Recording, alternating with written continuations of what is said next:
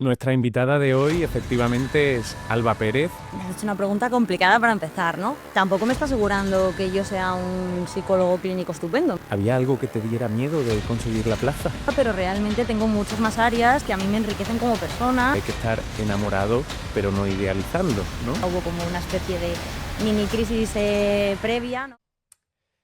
Muy buenas a todos y todas. Bienvenidos, bienvenidas a esta segunda temporada que estrenamos hoy del podcast de APIR. No solo estrenamos temporada, estrenamos también invitada. Ahora diremos quién es y qué hace aquí y demás. Y además estrenamos tazas. Estrenamos tazas en esta segunda temporada. Bueno, porque aquí ya el nivel va subiendo, Alba. Mm. Em, Nuestra invitada de hoy efectivamente es Alba Pérez. Ella es residente de tercer año del Hospital Infanta Leonor, aquí en Madrid. Es además recién estrenada miembro de la Junta Directiva de la Sociedad Madrileña de Psicología Clínica. Es también profe de la casa, del grupo, fue tutora de la casa, se sacó el PIR con nosotros, un montón de cosas, tiene un curriculazo, así que vamos a ir desgranando poquito a poco. Lo primero eso, Alba, bienvenida y ¿qué haces aquí? Bueno, gracias. Pues estoy aquí un poco a ver qué me planteas, porque la verdad es que lo comentábamos un poco antes. Vengo a ver con incertidumbre, pero bueno, con muchas ganas también de estrenar la temporada. He estado escuchando, he estado viendo algunos de los podcasts anteriores y la verdad es que creo que como espacio para comentar las cosas así resulta interesante, ¿no? Así que bueno, me animo. Venga, pues la primera entonces obligada, la primera pregunta. Alba Pérez, residente de Psicología Clínica de tercer año. ¿Qué tendría que contar en un podcast sobre salud mental, el PIR, etc, etc? ¿Por qué se le invitaría o qué querría contar ella sobre eso? Bueno, me has hecho una pregunta complicada para empezar, ¿no? Porque a mí, bueno, no sé, supongo que tampoco tengo nada diferente para contar y creo que esa es una de las partes que podría resultar interesante. O sea, em, fui en cuanto a salud mental, en cuanto al PIR, una alumna más que acabó la carrera, que estaba trabajando, que estaba aquí en Madrid intentando un poco buscarse la vida, ¿no? Y que le interesó la pública, que le interesó el trastorno mental grave, ¿no? Y que empezó a escuchar eso del PIR y no sabía bien qué era, pero acabó decidiéndose por ello. Ni expediente brillante, ni situación óptima, ¿no? Ni compatibilizándolo con trabajo. Y eso por un lado, o sea, nada diferente, pero igual interesante porque haya mucha gente en la misma situación, no lo sé. En cuanto a lo que me comentabas también de la SMPC, pues bueno, también aparte de ser una residente de psicología que ya está en el tercer año ahí pasando el meridiano, bueno, pues también como que soy de esas personas que tienen muchas ganas de hacer cosas. Que entiendo que mucha gente de la que nos esté escuchando también, ¿no? Porque por la salud mental, ¿qué podemos hacer? Muchísimas cosas a día de hoy. Es algo como un campo muy reciente que estamos en auge, bueno, ya está bastante de moda, pero que, bueno, eso ya es otro tema, ¿no? No necesariamente se defiende como se debería. Y de ahí también nace lo que comentabas de la Junta de la Sociedad Madrileña, desde una necesidad en el momento y bueno, creo que por ahí. Bueno, para que veas qué guión tenemos. Sí, sí, Otra ¿no? cosa es que no lo sepamos, pero guión tenemos y temas tenemos para hablar mucho. Si te parece, Alba, vamos a empezar por esto que tú decías, ¿no? Y que me parece además muy chulo para quienes nos escuchen y estén interesados en esta salida o en este mundo laboral de la salud mental, en concreto el PIR, ¿no? El programa formativo del PIR. Em, Tú decías que tus condiciones cuando te metiste a prepararte esto del PIR, a intentar sacar la plaza, no eran ideales, no eran óptimas. Em, ¿Por qué? Bueno, no sé si óptimas o no, bueno, no eran óptimas, siendo realistas. Yo era una persona que no acabé la carrera con un expediente brillante, ni mucho menos, era promedio. De hecho, una de las cosas que influyeron en eso fue que durante la carrera yo no sabía ni siquiera lo que era el PIR. Entonces tampoco me planteé decir, bueno, pues voy a ponerme a sacar mejores notas o tomarme esto a lo mejor un poco más como en serio y formal para poder facilitarme en cierto modo la vida cuando haga el examen y me cuente el expediente. Bueno, fue un poco por ahí. Al final yo también estaba aquí en Madrid, yo no soy de Madrid, soy de Valladolid. Y claro, en cierto modo también me puse a buscarme un poco la vida, estaba trabajando, es cierto que trabajaba, bueno, pues en hostelería a tiempo parcial, pero bueno, si quería seguir en Madrid preparándome el PIR y no quería volver como a mi ciudad de origen y mantener todo, pues tenía que seguir trabajando. Y entonces decidí, con un expediente que no era brillante, con más miedo que vergüenza en ese momento, ¿no? Porque qué era el PIR, si además en la carrera era algo como súper criminalizado, decidí apostar por ello. Y bueno, pues me costó un poco, pero tengo que decir que sobreviví y que estoy bastante contenta y que de hecho, mirándolo un poco con retrospectiva ahora y haciendo el análisis, no cambiaría la trayectoria. Ujú. Bueno, esta me gusta, Alba, esta que planteas, porque precisamente tú comentabas, ¿no? Y creo que es una de las cosas que más podemos escuchar de ti, más podemos aprender de ti, eh, que, bueno, que tus primeros trabajos, una vez acabada la carrera, ni mucho menos tenían que ver con la psicología, tenían que ver con la hostelería, aunque se siga diciendo esto de que los camareros son muy psicólogos, ¿no? Porque aguantan carros Tiene y mucha carretas, psicología. tienen mucha psicología porque aguantan carros y carretas, pero yo creo que esto también como que destensa un poco o puede ayudar a relajar un poco a algunas de las personas que nos escuchen, que parece muchas veces, ¿no?, que tenemos que hacer el camino perfecto, linealmente ascendente. Tu primer trabajo ya tiene que ser de psicólogo supercapacitado. No siempre es así. No, ni mucho menos. Y bueno, también creo que si alguien se lo plantea, ¿no? Y entiendo que habrá mucha gente que esté en la misma situación, de decir, bueno, efectivamente, quiero llegar a un puesto de psicólogo. O sea, yo lo que tenía muy claro era como la meta. Yo tenía claro que la pública me llamaba mucho la atención. De hecho, yo decía mucho, porque bueno, por el camino hubo mucha gente que me dijo, no, vete al máster, ¿no? ¿Por qué no el máster? Esto que aparece. Y yo siempre decía que el plan B era el plan A, pero gritando. O sea, que yo seguía y que yo seguía. ¿Y por qué? Porque tenía claro que quería unas condiciones laborales que me fueran pues cómodas, ya que el esfuerzo que estaba invirtiendo, Mm. porque creía en la pública, porque también cuanto más me informaba me daba cuenta de que si yo quería estar con el trastorno mental grave, formarme de verdad, tener unas horas de calidad prácticas en la formación, pues la residencia era el método que tenía que seguir. Entonces fue por lo que decidí ese camino.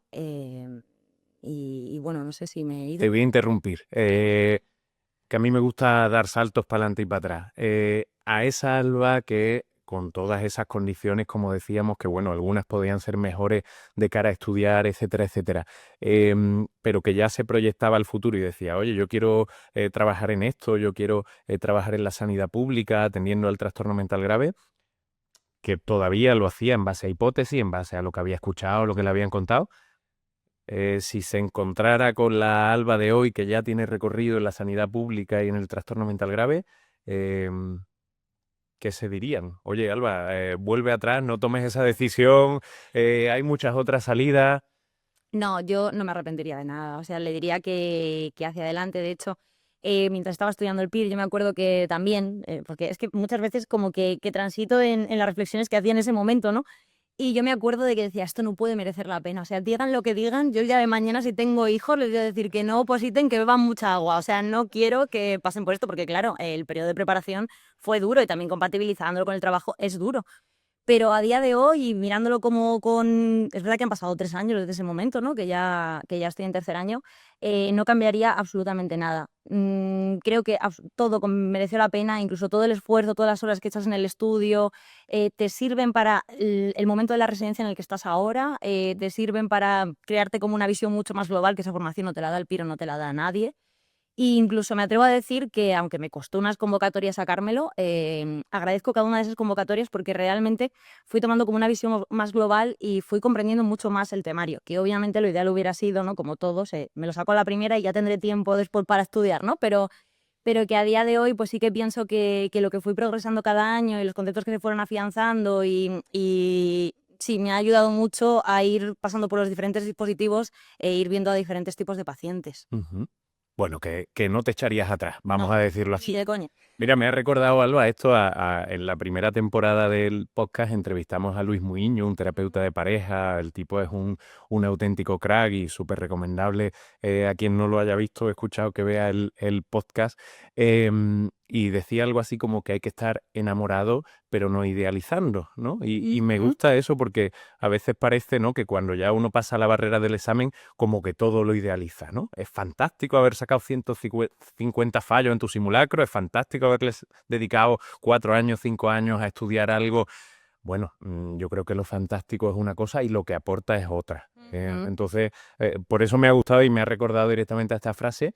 Pero sí te quería preguntar, Alba, ¿en algún momento tú llegaste a compatibilizar, es decir, a estar currando en la hostelería y a la vez ya siguiendo la programación de estudio del PIR y demás? Todo el rato. O Ujú. sea, yo cuando decidí el PIR, yo ya estaba trabajando, de hecho yo empecé a trabajar en la universidad. Ajá. Entonces, lo que sí que hice fue pedir como unas adaptaciones de horarios, porque sí que me pusieron facilidades, entonces a lo mejor pues entraba muy temprano en la mañana, hacía aperturas como de las 6 de la mañana para poder salir a mediodía y luego tener toda la tarde de estudio, Ujú. o trabajar los domingos porque eran el famoso día de descanso, pues bueno, yo una parte del día de descanso tenía una jornada laboral y el otro era pues el descanso, ¿no? De poder ver un poco a mi gente y poder desconectar en cierto modo. ¿Cómo no te quemaste? ¿Cómo no me quemé? Pues creo que porque realmente el cambiar de actividad me ayudaba mucho.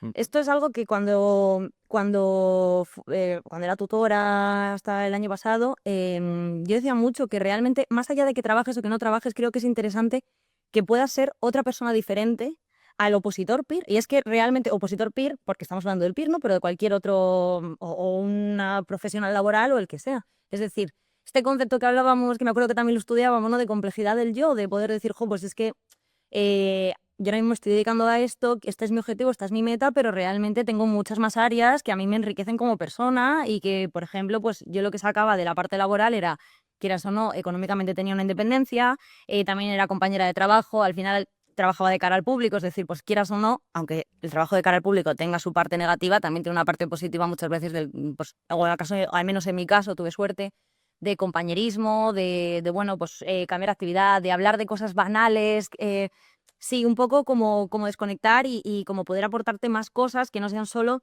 meterte en la rigidez y en el bucle de y me levanto y hago el café y me siento y estudio esto y que todos los objetivos sean tachar de una lista, que es muy satisfactorio, pero creo que también hay otras cosas que ayudan a no quemarse en ese sentido. Ya sea lo laboral o ya sea, pues veo a mis amigos el fin de semana, me gusta leer, me gusta el gimnasio, me apasiona de repente un videojuego, lo que sea, pero que haya un cambio de actividad y una complejidad diferente. Vale. Hablando de complejidad y por seguir saltando, Alba, esta no venía en el guión que no hemos hecho, así que tampoco la tenemos preparada. Em, Cuando estabas opositando, el tiempo que estabas opositando, supongo que en algún momento te imaginaste consiguiendo la plaza, eligiendo la plaza donde sea, etcétera, etcétera, con toda la felicidad asociada. ¿Había algo que te diera miedo de conseguir la plaza? De dar ese salto y de ya ponerte a trabajar en el hospital, etcétera, etcétera. ¿Había algo que dijeras tú como, uy, qué vértigo? Es una pregunta difícil. Bueno, supongo que siempre dan miedo la responsabilidad. Siempre daba miedo. Por un lado, yo creo que me daba miedo, siendo sincera, muy honesta, me daba miedo también que yo no conocía la realidad de la práctica clínica. Es decir, yo me estaba preparando con unas expectativas, era como, vale, yo voy a ser psicólogo, pero ¿qué es el psicólogo? ¿Qué es eso de la continuada? O sea, llevo una época en la que no sabía lo que era un adjunto cuando estaba preparándome el PIR, ¿no? Que también creo que eso es algo que dices, bueno, es que lo estamos dando por hecho, pero no tiene por qué. Me daba miedo eso, que luego no me gustara o que no fuera lo que yo había esperado o que yo no sirviera para ello, porque vale, hacer el PIR, y esto es algo que creo que todos hemos pensado en algún momento, que yo me prepare un examen de preguntas tipo test y que sea capaz de contestar correctamente las preguntas, tampoco me está asegurando que yo sea un psicólogo clínico estupendo, me está asegurando que tengo conceptos o al menos técnica de examen, Mm. pero que luego también hay muchas habilidades que le tienen que aprender por el camino, ¿no? También con esto de no idealizar la residencia, que se pasa por esos momentos y se transita por momentos en los que uno ve su propio déficit o su propio miedo previo. Ujú. Em, a pesar de estos miedos, entiendo, o de estas, bueno, inquietudes, entiendo que lo que empujaba hacia adelante era más. Sí, Lo que estaba en la balanza a favor de... sí, era toda la ilusión, eran todas las ganas, era también una parte moral pues de la pública, de asegurar, de ver las condiciones en las que estaba. Era, bueno, esto ya es como algo muy, muy personal, pero yo sí que pienso que si en algún momento, no sé si esto es algo que se pregunta a todo el mundo, solo me lo preguntaba yo, pero yo me preguntaba muchas veces pues cuál era mi don, o qué era lo que se me daba bien, o qué era lo que me gustaba. Y a ver, también relacionándolo con el cómo no te quemaste trabajando mientras estudiabas en la hostelería, yo creo que las personas me gustan, ¿no? Este interés por las personas estaba de siempre, yo creo que es algo común en la gente que estudia psicología. Mm. También está el ayudar, ¿no? El poder cuidar, el poder ayudar a la persona a reflexionar, pero sí. Vale, seguimos saltando. Para que no te acomodes, seguimos dando saltitos por los distintos temas.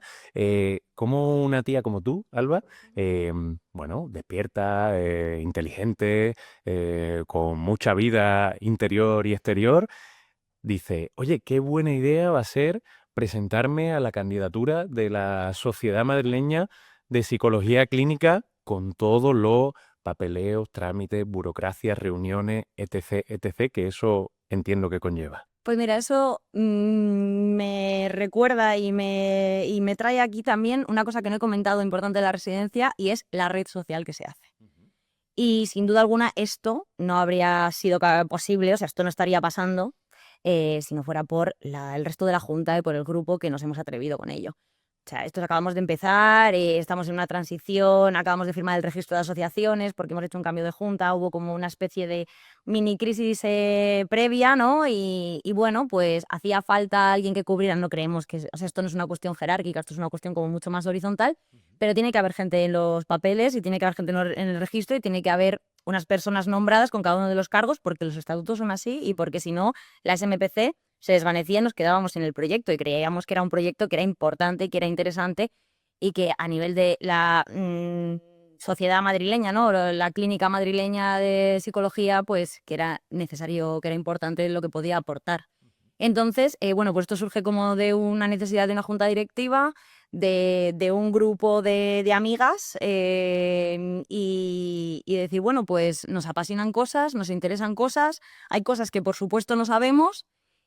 También nace de adjuntas que han creído en nosotras y que, pues, por ejemplo, desde mi parte de la residencia o de los diferentes hospitales, porque no somos del mismo hospital, y bueno, pues con un poco de miedo y de vértigo, pero también como ilusión y ganas de enterarnos de cómo funcionan las cosas y poder defenderlo de alguna manera y poder crear proyectos y de lo que es desde dentro, que estábamos y que estamos, pues intentar hacerlo lo mejor posible.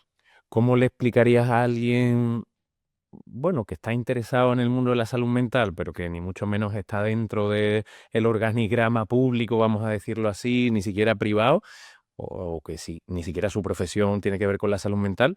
¿Por qué se necesita una sociedad, en este caso una sociedad más madrileña de psicología clínica? Hombre, yo entiendo que por muchas cosas, ¿no? Pero si nos ponemos así como en lo más concreto o a lo mejor lo más sonado para, pues, si hay alguien que no llega de algún sitio que no tiene nada que ver con el PIR, ¿no?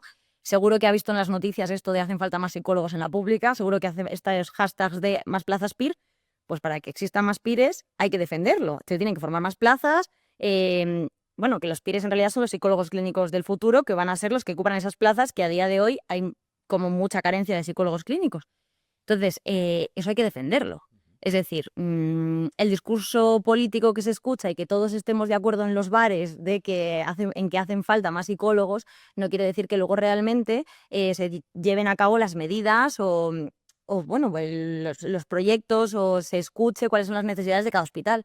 Y esto, pues la sociedad madrileña pasa porque una asamblea vote, porque tenemos diferentes grupos de trabajo, desde universidades, adicciones, diferentes especialidades, para poder seguir trabajando, perfeccionando y creando la psicología clínica, que es algo que es un campo como muy reciente, que necesita de muchos apoyos también a nivel de ministerio, a nivel de educación, a nivel de voz, de defensa ante los colegios oficiales, ¿no?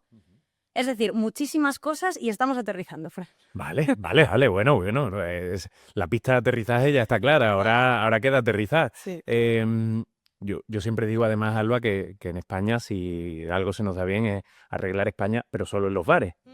Ni en las urnas, ni en movimientos colectivos, eso ya nos cuesta un poquito más. Ahora, tomando una cervecita, es verdad que lo arreglamos rápidamente en 5 minutos y efectivamente yo creo que en distintos ámbitos hay que involucrarse. A ti te han puesto con lo de los dineros, ¿no? Bueno, sí, ha sido, pero no... Digo que tu cargo es el de tesorera, ¿no? En la, Sí, la nueva junta. así es, eso Vale, es. vale. Así es. ¿Cómo se administra el tesoro? ¿Bien? Bueno, pues con ayuda de una gestoría, por supuesto. Pero sí, nada, al final lo que necesitábamos era cubrir las diferentes plazas que tienes que cubrir en los estatutos y los repartimos un poco pues en función de las capacidades e intereses que podía tener cada una, con lo que estuviera familiarizado, que tuviera más acceso. No fue una cosa de vamos a hacer una elección, fue pues es que somos un grupo de amigas. A repartirse, ¿no? A repartirse y a sacarlo para adelante como se pueda. Ujú. Vale. Em, Alba, imagínate que tú de repente le tienes que poner este podcast a un colega, una colega que acaba o que está acabando psicología o que la acaba de terminar y no sabe muy bien si pir para arriba, pir para abajo, si sí, si no, si general sanitario, si no sé qué. ¿Qué claves o qué brújulas le darías tú como para decir, oye, fulanito, fulanita, piensa en esto y en base a esto toma una decisión? Bueno, por esto que decías tú antes de no idealizar, lo primero que tiene que pensar es el esfuerzo que requiere. O sea, es algo que hay que tener en la balanza siempre claro desde el principio porque si no nos vamos a quemar. Es decir, uno tiene que ser consciente de que requiere de un esfuerzo, que es algo como competitivo, que precisa de mucho tiempo, de mucha dedicación, perdón, em, y de muchos recursos y de mucho sacrificio en muchos momentos del proceso, ¿no? Pero yo sin ninguna duda creo que la brújula o la diferencia estaría en la calidad formativa. Es que em, si, bueno, pues con esto, ¿no? También de las fases de desarrollo del profesional, al final tú en algún momento vas a llegar a ser un profesional ya más experimentado y es muy difícil separar el profesional que eres de la persona que eres, que obviamente son diferentes campos y una cosa es la vida cotidiana y otra cosa es la vida laboral, ¿no? La vida personal y la vida laboral. Pero al final la persona que tú eres, o sea, en psicología trabajamos con la persona que somos. O sea, nuestra herramienta de trabajo no es un test, no es una medicación, no es, no, bueno, podemos utilizar cosas complementarias con ayuda de otros profesionales, podemos, bueno, sí, pues aquí tenemos una herramienta, una metáfora, dependiendo del modelo de cada uno, ¿no? Pero al final tú trabajas con la persona que eres. Entonces,